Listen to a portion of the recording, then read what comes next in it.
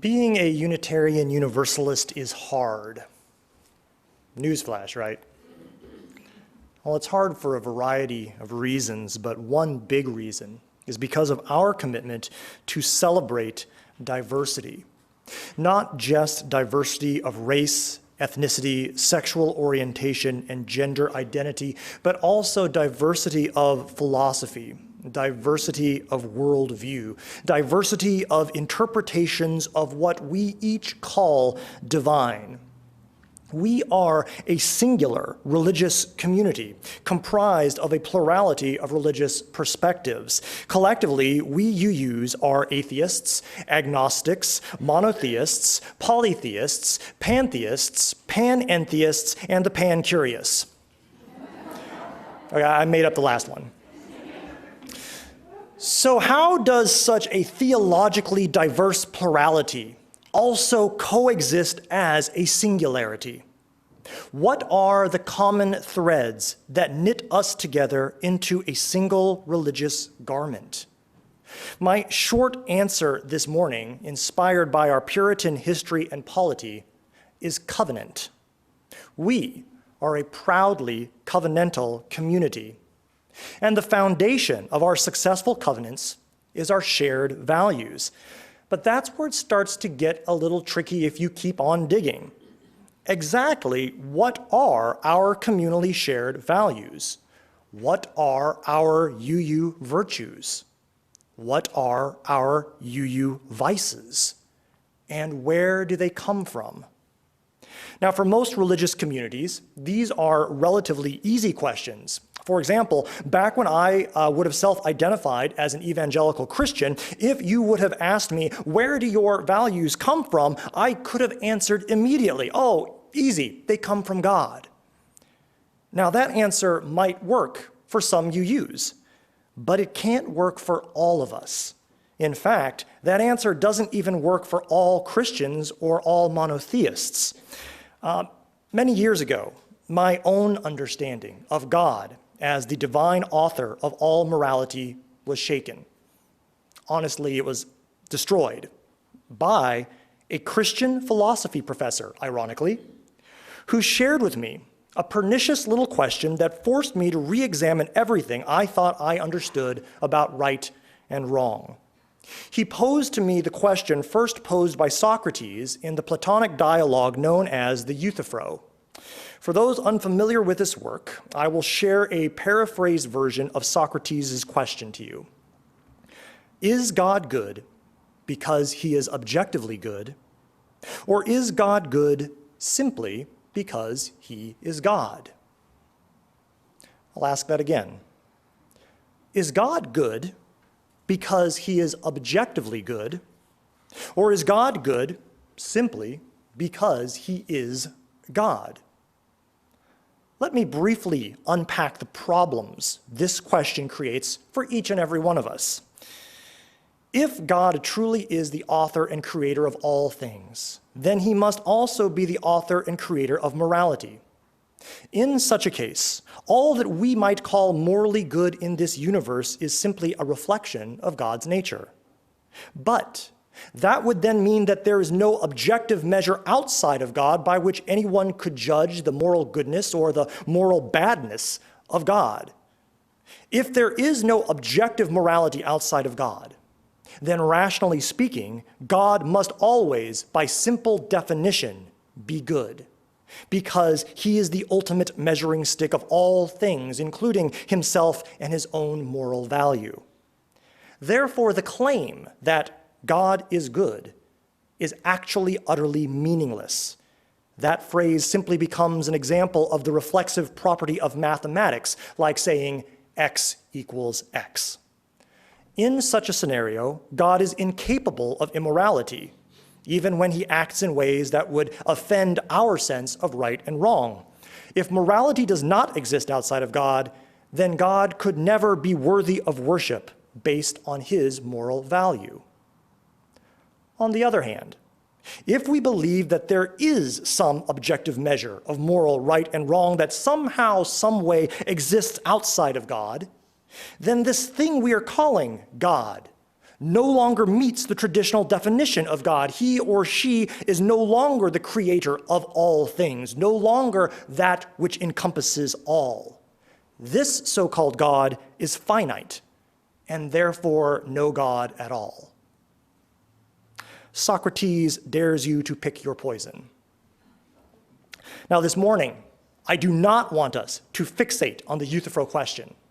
I simply chose to share it with you, to give you a small glimpse of the great difficulty that comes with attempting to source our core values from any kind of a God, whatever his or her name might be. But if God cannot be the source of our values, then what is? And how do we determine right from wrong, good from evil? Brilliant philosophers have grappled with these questions for centuries. Socrates, Kant, Mill, Hume, Nietzsche, just to name a few. But for our purposes this morning, I would like us to consider a small, condensed sliver of ethical theory from Aristotle. And then I'd like us to actually apply a simplified form of his methodology to answer our big questions today. What are our UU shared values? What are our UU cardinal virtues? What are our UU vices? Briefly and simply put, Aristotle's theory is a teleological one, meaning it looks all the way to the end of things the way a telescope does. The words telescope and teleological share the same Greek root word telos, which means end or purpose. Aristotle argues that most things in life have a specific telos, or purpose. For example, the telos of a knife would be to cut things. Sometimes the telos of a thing can be inferred from its ergon, which is its function. Plato describes function in the Republic as that which the thing in question does alone or does best. So seeing that the world is full of things and each of these things have a specific telos, we can then understand that each thing in this world has its own unique set of virtues and vices. Now, we all probably have a basic sense of what these words mean, virtue and vice. We use them when referring generally to morally good traits and morally bad traits. But see, Aristotle used these terms with a little more technicality and precision. I'm not going to get into all of his specifics this morning, but the most important thing to understand about Aristotle's conception of virtue and vice is that a virtue is any trait that helps a thing perform its function or purpose. And a vice is any trait that obstructs a thing from performing its function or achieving its purpose. I'm going to say that one more time to let that sink in. A virtue is any trait that helps a thing perform its function or purpose. A vice is any trait that obstructs a thing from performing its function or achieving its purpose. So, if the purpose or function of a knife is to cut, then the cardinal virtue of a knife would be sharpness. Its greatest vice would be dullness. Make sense? Pretty simple. Aristotle's not that hard. Just kidding. Well, anyway, I'm giving you an assignment this morning. Remember, I used to be a teacher? It's going to be classwork, no homework. But what I'm going to ask you erudite students of Unitarian Universalism to do in a moment, I'm going to ask you to get into groups of about 3 or 4, preferably not with anyone you're related to. And in your group, I want you to do 2 things. First, in your group, I want you to come up with a short list of possible functions or purposes of Unitarian Universalism. That's a daunting question. To aid you, I'm going to encourage you to consider some of these related questions. Questions like, what is UUism designed to do? What is its end? What does UUism do best? What does it do better than any other faith? Once you have made a short list of possible functions and purposes of UUism, you can probably tell where I'm going to go with this. I then want you to create a list of UU virtues and vices related specifically to those functions and purposes you come up with. Remember, UU virtues are those traits that will help UUism achieve its function or purpose. UU vices will be those traits that stop UUism from achieving its function or purpose. And for each group, I would like one person to act as a scribe and write down your answers on the blank piece of paper that has been inserted in all of your bulletins. Y'all also should have received a pencil today, so this should be doable. My goal, why am I doing this? I want to collect all of your responses today, and I'm going to go through them, and from them, I'm going to discover what this congregation believes our cardinal virtues and vices are. We're going to compile this data this next week or two in the office, and it's going to be reported back to you. Isn't that exciting? One more thing I'll say before I release you to get in your small groups. Even if you are a guest this morning who does not self-identify as a Unitarian Universalist, I'm inviting you to please participate anyway. Your opinion as an outsider might actually be the most important voice in your group. I think all of us UUs can learn a lot from what others think about us.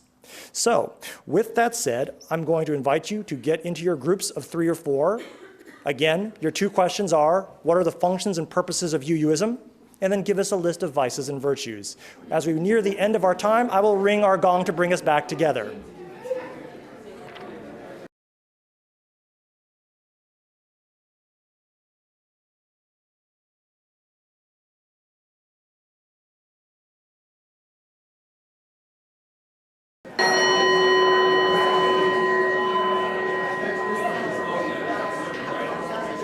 All right, I'm going to go ahead and start to call us back to order. I want to thank each and every one of you for participating in this work today. I think it's going to be actually a very fruitful exercise. I cannot wait to take a look at all the data that we've pulled from you today. Just to give you a little bit of logistical information, y'all know how I like to stand out here and shake hands as y'all are leaving. Here's the best way you can make sure I get those papers from you. Whoever the scribe of the group was, as you go out through these doors, just hand it to me as you're heading out, and I'll make sure to collect those and do a little bit of research on all the data you give us. So thank you again. As some of you may recall, 2 weeks ago, this congregation engaged in an exercise to determine our uniquely Unitarian Universalist virtues and vices. We came together in small groups, applied a simplified Aristotelian methodology to find these values, and then we collected your data. And over the past couple of weeks, we have been coding and analyzing the data. And when I say we, I really mean Carolyn Fields. Is Carolyn here today? I'm not sure if she's here this morning. Well, Carolyn is one of our UUCJ members and one of our office volunteers, and so we're very thankful for all the work she has put in on this project. Now, Carolyn is going to put together a much more detailed and much more formalized report in the coming days, but she has already found some really big picture results based on your answers. And as you may have inferred from the title of today's sermon, we are going to reveal some of those results to you near the end of this sermon. But before the big reveal, I want to address why I think this exercise and exercises like it are so vital to our faith. I believe that exercises like this are actually an expression of our faith. It is what we as Unitarian Universalists do.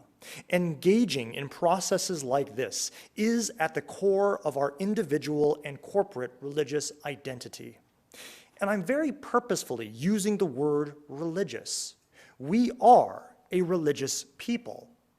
Now, I know that some of us may be a bit uncomfortable with that designation, and I certainly can understand why. The concept, the idea of quote-unquote religion, to many of us, it carries an awful lot of baggage. But I would like to suggest that at least part of the problem is that for centuries and millennia, especially in the West, there has been a critical misunderstanding of what religion actually is and what it really does. And I'd further suggest that Unitarian Universalism is perhaps one of the best, or at least has the potential to become one of the best expressions of true religion. Much of the confusion about the role of religion, especially in the Western tradition, comes from the idea that religion is primarily centered around explicitly creedal beliefs, mental assents to the truth of speculative metaphysical claims such as the existence, nature, and name of God, or claims about what happens to us after we die. Now, because UUs are explicitly non-creedal, some think, including many UUs themselves, that we are not, therefore, religious or a religion. Recently, I was interviewed by Frank Denton, editor of the Florida Times-Union, and many of you probably saw the lovely piece that he wrote about our congregation helping one of our members in a time of need. And in that interview, Mr. Denton, who, by the way, was absolutely wonderful to work with, Mr. Denton made a quick offhand remark regarding our church, perhaps suggesting that we didn't consider ourselves to be a religion or a religious people. And I spoke up quickly to correct that misconception. But I don't think the problem was Mr. Denton's understanding of who we are or what we stand for. Rather, the problem is our contemporary culture's definition of religion. Allow me to perhaps elucidate my point by way of analogy. Every object in a state of uniform motion tends to remain in that state of motion unless an external force is applied to it. The vector sum of the forces of an object is equal to the mass of that object multiplied by its acceleration. When one body exerts a force on a second body, the second body simultaneously exerts a force equal in magnitude and opposite in direction of the first body, i.e., for every action there is an equal and opposite reaction. Now, I believe wholeheartedly in the truth of these statements, collectively referred to as Newton's laws of motion. Therefore, I am a scientist. Right, Jay? Yeah. See, now I get to go to all the scientist conventions, which I assume exist somewhere. I get to wear the white lab coat and carry a clipboard so that others might see how sciencey I am. Y'all don't look too convinced. Let me perform some more science for you. Between any two equilibrium states, the change in eternal energy is equal to the difference of the heat transfer into the system and work done by the system, i.e., energy cannot be created or destroyed in an isolated system. Science. I am a scientist. Okay, you are quite right to be skeptical of this claim. The claim that I'm a scientist, not the claim made in the first law of thermodynamics. That's actually quite solid. Simply because I regurgitate scientific conclusions drawn by actual scientists, that does not make me a scientist. Nor is my simple regurgitation of those conclusions a form of science. Even believing in those conclusions with my whole heart and mind does not make me a scientist, nor does my faith in the truth of those conclusions constitute science. So now let's try this on for size. I believe in one God, the Father Almighty, maker of heaven and earth, of all things visible and invisible. There is no God but Allah, and Muhammad is his prophet. Life is suffering. The cause of suffering is desire. To eliminate suffering, one must eliminate desire. To do this, one must follow the eightfold path. We affirm the inherent worth and dignity of every person. Just as simply regurgitating conclusions drawn by scientists does not make me a scientist, nor constitutes a form of science.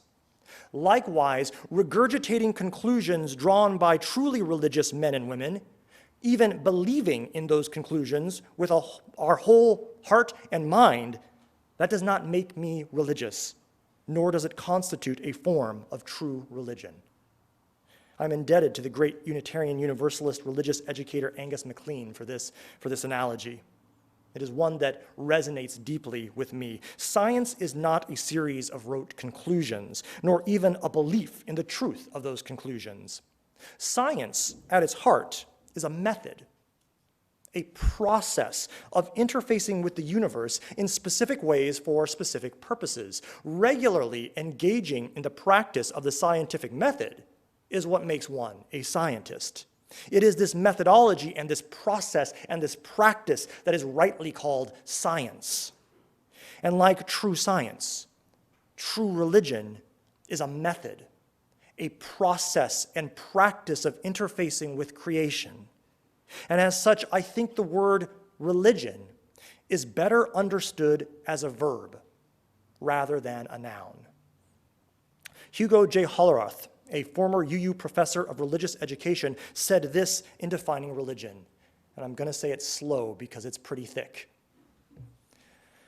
It is out of the striving of human beings to orient themselves in a life-enhancing way to the power-filled world that religion arises.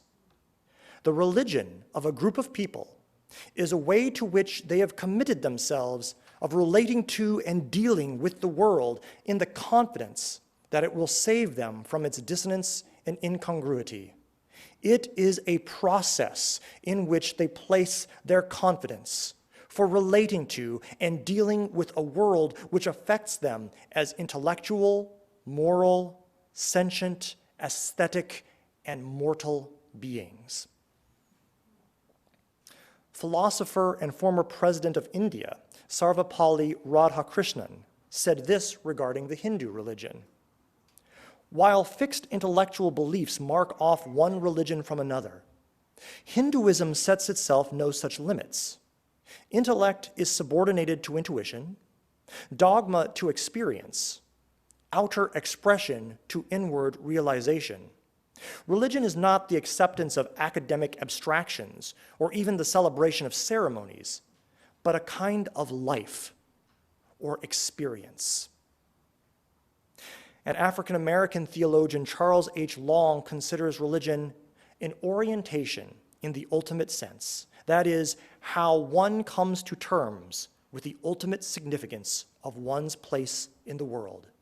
He goes on to say, the religion of any people is experience, expression, motivations, intentions, behaviors, styles, and rhythms. If true religion is a process of interfacing, of investigating, of experiencing, of reflecting, of dancing with, of orienting ourselves to what theologian Paul Tillich calls ultimate concern, then Unitarian Universalism may possess the essential qualities necessary to be a true religion. I would suggest that we short-circuit the process of religion when we passively accept or inherit the religious conclusions that others have drawn before us. This is not to suggest that those religious conclusions are themselves false or wrong, but it is an act of bad faith not to investigate their veracity and their usefulness for ourselves by checking them against our own experience. And that is why exercises like what we did 2 weeks ago, exploring our core religious values, are so very important. It is a spiritual practice, a religious practice. It is an exercise of faith, an act of theology. Because when we investigate values, we're asking questions that strike to the heart of our attempts to make sense of this universe, our place in it, and what exactly we should be doing here. The question of what values are valuable is more important, far more important, and frankly more theological than simply asking a question like, is there a God? By wrestling with our values, what we're really asking is, if there is a God, then what makes him or her worthy of worship in the first place? And in the process of asking that question, we might also discover that we have far more in common theologically with our religious friends and neighbors than we may have initially believed. Among the big three monotheistic religions of our age, I would suggest that the vast, vast majority of monotheists, whether Jew, Christian, or Muslim, will come to very similar answers to the question, what makes your God worthy of worship? I would expect to find answers like love and justice and compassion. Now, on the other hand, there is one potential answer to this deeply theological question that does scare me a bit. It's an answer that most theists will not readily admit, perhaps because they are not consciously aware that they believe it. For some theists, a minority, but a substantial minority, the superlative virtue of their God is not love, not justice, not compassion, but power. Although I used to believe that only a small fraction of fundamentalist monotheists believe this, certain current events, certain trends in the American political sphere have changed my mind. There is a specific individual who is currently campaigning to be the next president of the United States, and his popularity, especially among evangelical Christians, has befuddled pundits who have correctly noted that this individual does not espouse traditional evangelical Christian values. This individual, and for the sake of anonymity this morning, let us simply call him D. Trump. That's a little too obvious, you're right. Let's just call him Donald T.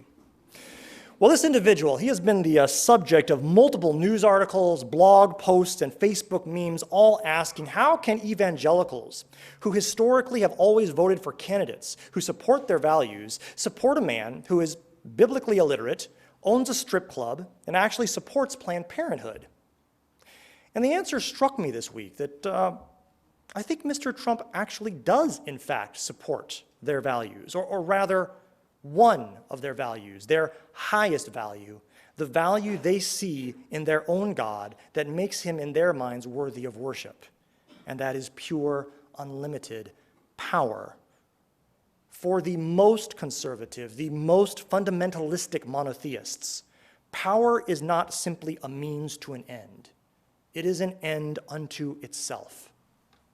Their conception of God is an all-powerful, bludgeoning bully, a divine entity more to be feared than loved, judge of both the living and the dead, he who sits upon the great white throne, hurling countless souls into the depths of hell for an eternity of endless torment for the simple sin of having not accepted him. One God, author of all morality, who seeks to bind and consolidate all other gods, all other religions, all other peoples under his feet, thus leveling all differences, eliminating diversity of thought, belief, and custom, eradicating pluralism. To these ultra-conservative American Christian fundamentalists, Trump is the true logos, the true Word of God made incarnate, for he is an authoritarian figure who boasts of his own power. And this power provides a certain security and comfort to a people who are in desperate need of it. It's a power that promises order and clarity and certainty to people who are feeling lost and confused, people who no longer understand their place in this increasingly diverse and pluralistic nation. For these individuals, there is one America, and Trump is its prophet. But that's not actually our focus for today. At the beginning of this sermon, I promised to give you the big reveal. What did we as a congregation decide were our purposes and functions, our virtues and vices? I'll read the results to you now with a reminder that we will make a much fuller report available to the congregation in the very near future. I anticipate putting that up on our website soon. Now, for this morning, I'm going to simplify things by, first of all, combining our functions and our purposes into one category. So first of all, here are the top functions and purposes that we came up with for Unitarian Universalism. Creating a loving spiritual community of diverse beliefs. Promoting social justice. Creating peace in the world. encouraging spiritual growth, building fellowship with humanity, acceptance, promoting, protecting, and living in harmony with all living things, making the world a better place, interfaith communication, compassion. Is that a religion and a church that you could feel proud to be a part of? I think it passes the smell test at the very least. Here then are the top 3 virtues that we identified as necessary traits to help us accomplish all those things. You could call these the cardinal virtues of Unitarian Universalism, as defined by us. 1, unconditional love and acceptance. 2, open-mindedness. 3, engaging our community. And then finally, the top 3 vices we determined. We'll call those traits that could stop us or block us from fulfilling our purposes. Number 1, arrogance. 2, being judgmental or closed-minded. And 3, disorganization. Some very knowing laughter with all 3 of those. Now, although I am aware that we identified arrogance as a cardinal vice, I nevertheless would like to say that I am very proud of us for engaging in this deeply religious process, and it is my hope that this is the beginning and not the end of a very important conversation, a conversation that will help us orient ourselves to our ultimate concerns, a conversation that will help us better know who we are and what kind of work we are going to commit ourselves to in this world. Blessed be.